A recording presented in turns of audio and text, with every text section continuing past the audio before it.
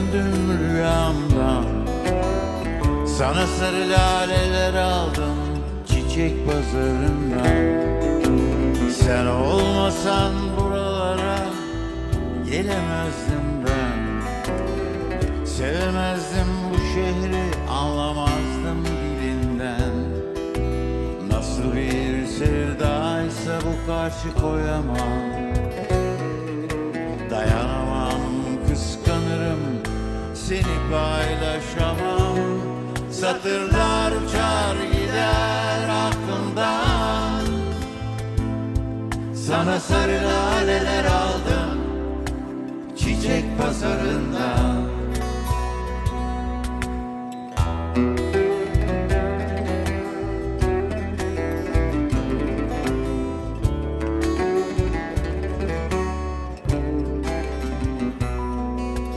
Uykulu gözlerle döndüm rüyamdan.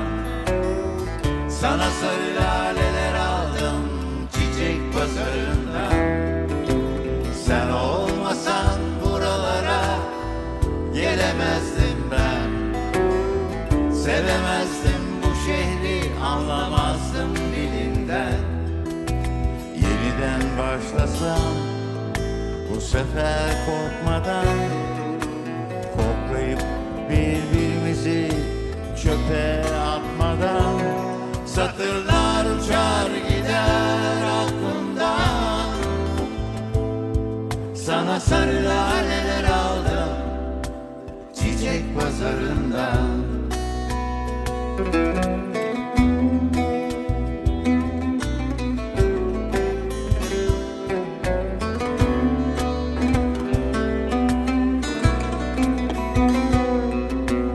Uykulu gözlerle döndüm rüyamdan. Sana sarı laleler aldım çiçek pazarından.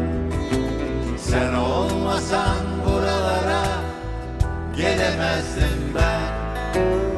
Sevemezdim bu şehri, anlamazdım dilinden.